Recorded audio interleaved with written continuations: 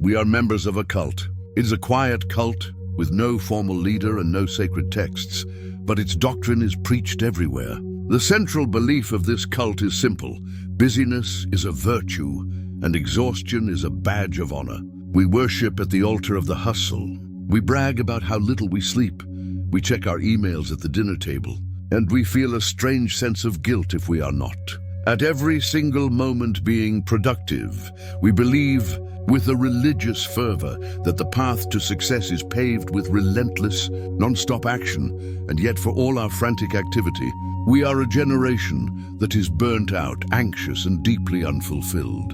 We are working harder than ever before, but are we getting the results we truly desire? We are in constant motion, but are we making real progress? We are taking more action, but is that action truly successful? The hard truth is that our core belief is a lie.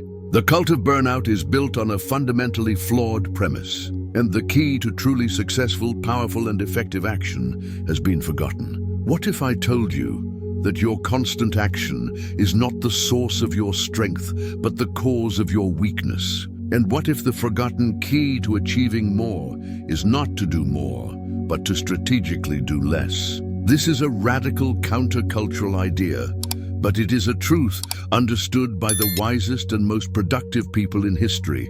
On this channel, we are dedicated to unearthing these forgotten keys to success, using the timeless wisdom of the Bible and the scientific principles of Napoleon Hill.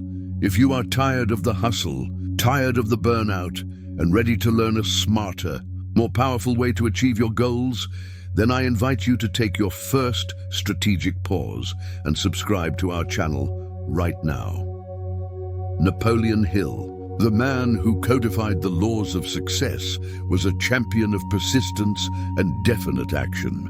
But he also understood a deeper law that most of his students overlook. He knew that action without clarity is chaos, and that clarity, the kind that produces brilliant ideas and flawless plans, is not born in the middle of frantic activity. It is born in the quiet spaces in between. He discovered that the greatest achievers were not those who worked 24/7. They were the masters of a powerful and productive rhythm, periods of intense, focused action, followed by periods of deliberate, strategic rest. They understood that the action part of the equation was only 50% of the formula for success. The other 50%, the forgotten key, was the intelligent use of inaction. This idea is not new. In fact, it is one of the oldest and most sacred laws of creation, embedded into the very fabric of our spiritual DNA. To understand it, we must go back to the beginning, to the ultimate case study in productivity and creation, and see how the Creator himself established the divine rhythm of work and rest.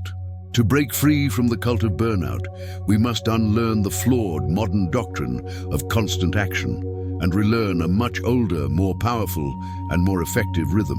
And for this, we go back to the ultimate case study in creation and productivity, the first chapter of Genesis. The story of creation is not just a religious text. It is a divine blueprint for the creative process itself. For 6 days, the story describes a period of intense, focused, and powerful action. The Creator is speaking worlds into existence. Let there be light. Let there be land. It is a portrait of magnificent, unstoppable work. If the story ended on day 6, it would be the perfect scripture for the modern hustle culture. It would validate the idea that creation is all about doing, speaking, and making. But the story does not end there, and in the pause after the 6th day lies the forgotten key. The text says, "And on the 7th day God ended his work which he had made, and he rested on the 7th day from all his work which he had made." Let us ask the most important question: why? Why would an infinite, all-powerful Creator need to rest? He was not tired. He was not burnt out. The rest was not for recovery. The rest was a principle. It was the final deliberate act of the creative process. God's rest on the 7th day was not an abandonment of his work. It was the consecration of it. It was the pause that allowed the creation to settle, to consolidate, to be. It was the establishment of a universal and unbreakable law for all effective creation, a rhythm of action and assimilation. Work and then rest. This principle was deemed so critical to human success and well-being that it was later codified as one of the 10 Commandments, the law of the Sabbath. We have come to see the Sabbath as a purely religious rule, an obligation. But this is a shallow understanding. The Sabbath was a divine productivity hack.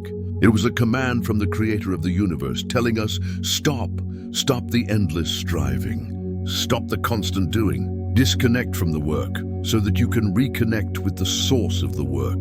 The cult of burnout sees rest as the enemy of action. The Creator's cycle reveals that rest is the partner of successful action. Action is the masculine energy of planting the seed, of building the structure. Rest is the feminine energy of gestation, of allowing the seed to germinate in the darkness, of allowing the foundation to settle and strengthen. One without the other is incomplete. A life of all action and no rest is a life of frantic, fruitless planting in soil that is never given time to nurture the seed.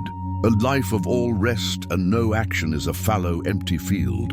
The greatest minds in history understood this rhythm. They knew that their most brilliant ideas, their most creative solutions, did not come when they were hunched over their desks, forcing the issue. They came during the pause. They came on a quiet walk, in a moment of reflection, in the space after the intense work was done. This divine blueprint, the Creator's cycle, shows us that rest is not laziness. It is a sacred and strategic part of the creative process. It is the forgotten key. But what is actually happening in our minds during these periods of rest that is so powerful? Why does stepping away from a problem so often lead to the solution? For the scientific explanation of this ancient spiritual law, we must turn to Napoleon Hill's deep understanding of the human mind. The Creator's cycle is a profound spiritual law, but it is also a perfect blueprint for how our own minds are designed to operate at their peak.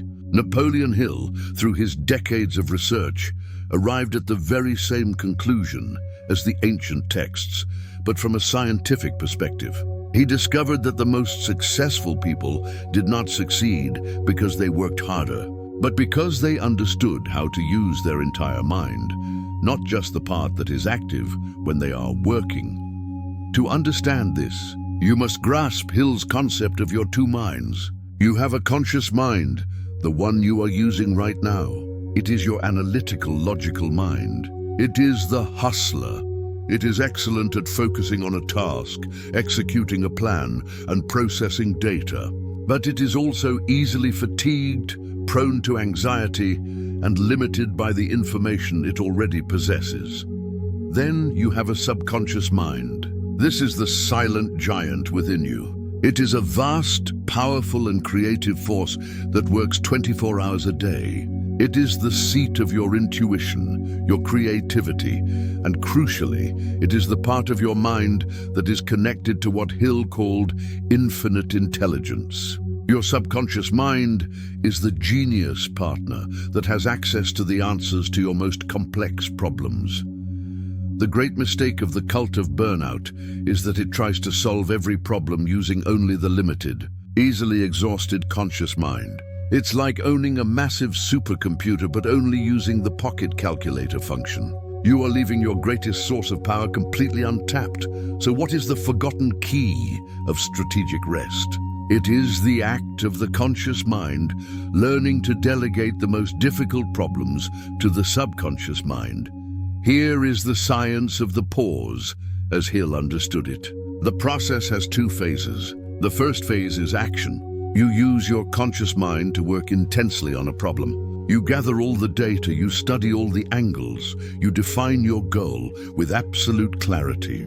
You essentially feed the supercomputer with all the relevant information. Then comes the second and most crucial phase, the pause. You must deliberately and with intention stop. You must step away from the problem entirely. You go for a walk in nature. You work on a different, unrelated task. You take a day of Sabbath rest. You sleep on it. This is the act of the conscious mind stepping back and saying to the subconscious, I have done my part. Now it is your turn. During this period of rest, when your conscious mind is quiet, the subconscious goes to work. Free from the limitations of your own logic and fear, it begins to sort, connect, and process the information in new and brilliant ways. It connects to infinite intelligence through your creative imagination, your sixth sense, to download new data, new perspectives, new solutions. This is the period of gestation we have discussed before. It is the silent, unseen work where the true breakthrough is being engineered. This process of handing your problems to your silent, genius partner is the true secret to working smarter, not harder. It is a law of the mind that you can learn to use. If you are ready to activate this incredible power in your own life and start receiving solutions effortlessly, make sure you are subscribed to our channel. And what is the result of this process? The aha moment, the eureka moment, the solution that appears in your mind in a flash of inspiration while you are doing something completely unrelated. This is not a random accident.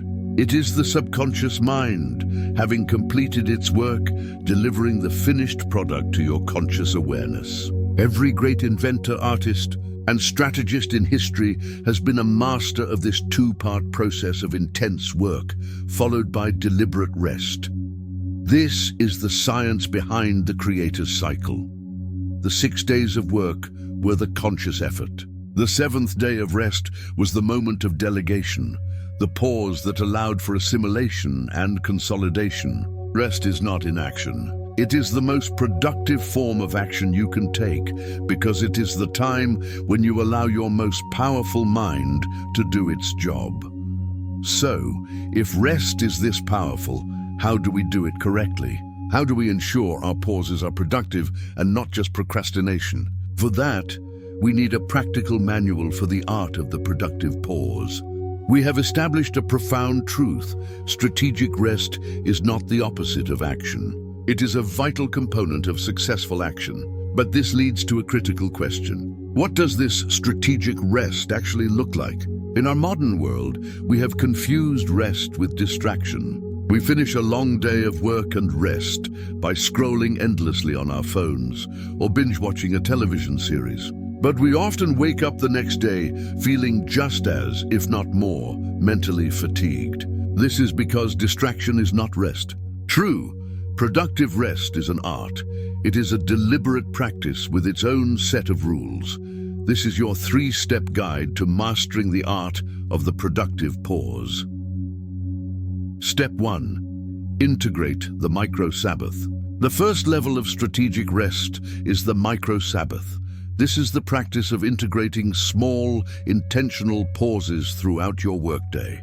The human brain is not designed for 8 hours of continuous focused effort. It operates in cycles of high energy, followed by periods of needed recovery. The practice is simple. For every 90 minutes of intense, focused work, schedule a 10 to 15-minute break where you completely and totally disconnect from the problem you are trying to solve.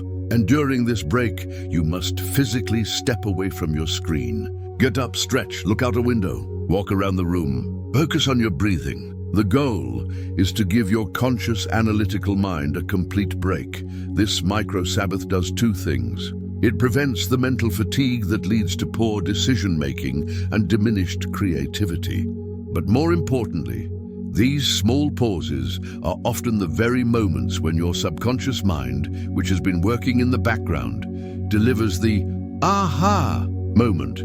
You step away from the problem and the solution suddenly appears. Step 2. Consecrate the macro-Sabbath. The second level is the macro-Sabbath. This is the discipline of taking 1 full day each week to completely disconnect from your primary work, your business, and your financial goals. This is not a day off where you just quickly check your email. This is a sacred, consecrated day of true rest. This practice requires immense discipline in our 24/7 culture, but its benefits are immeasurable. This full day of rest is what allows your mind to do its deepest creative work. It allows for the full cycle of mental and spiritual recovery. It prevents the cumulative buildup of stress that leads to major burnout.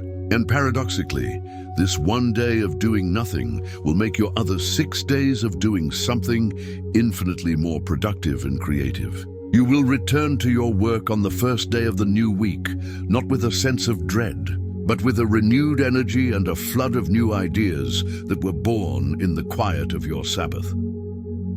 Step 3. Engage in true rest, not just distraction. This is the final and most crucial step. What do you do during these periods of rest, both micro and macro? The key is to engage in activities that recharge your creative energy rather than just numb your mind. Mindless consumption, like scrolling through social media or watching negative news, is not rest. It is simply a different, lower quality form of mental work that often leaves you feeling drained. True, strategic rest involves activities that quiet the analytical mind and engage the creative, intuitive, and physical parts of your being. What does this look like? It means spending time in nature. It means engaging in a hobby you love, something you do for the joy of it, not for a result. It means playing a musical instrument, painting or writing in a journal.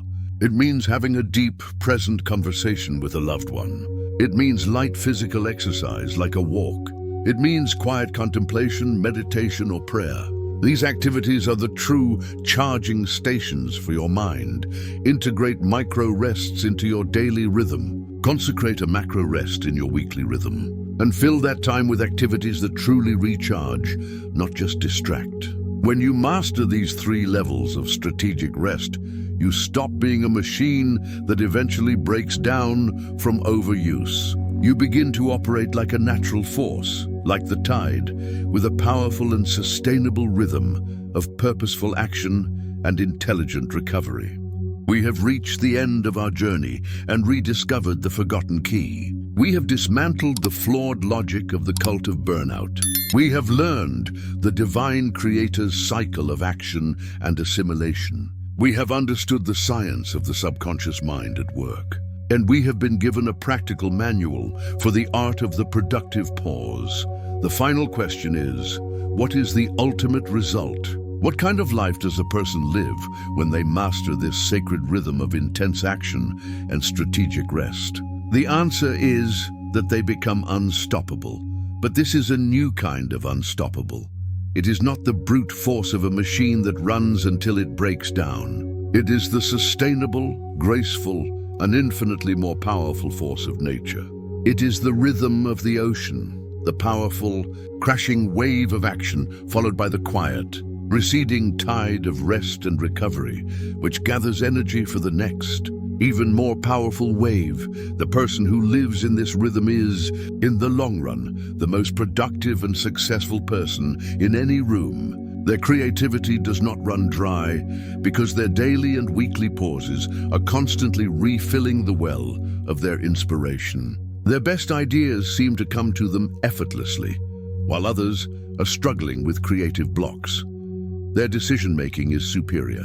They do not make critical choices from a place of fatigue or reaction. They make them from a place of clarity and wisdom, born in the quiet of their strategic pauses, and their resilience is unmatched. They do not burn out. The challenges and setbacks that would crush the person who is running on empty are, for them, simply another wave to be navigated. Because they are constantly recharging, they have the mental and emotional reserves to persist long after the hustlers have collapsed in exhaustion. This rhythm of action and rest is the secret to a long, productive, and joyful life of achievement.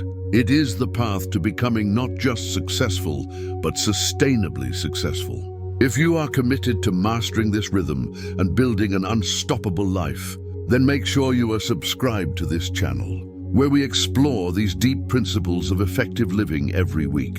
The choice, as always, is yours. You can continue to worship at the altar of burnout, sacrificing your health, your peace of mind, and your best ideas for the illusion of constant progress. Or you can choose to adopt the rhythm of the Creator himself, the rhythm of the seasons, the rhythm of the tides, The choice between the frantic hustle and the powerful creative cycle is yours. Stop seeing rest as the reward you get after the work is done. Start seeing it as the forgotten key that makes all your work powerful and successful. Master the pause, and your action will become unstoppable.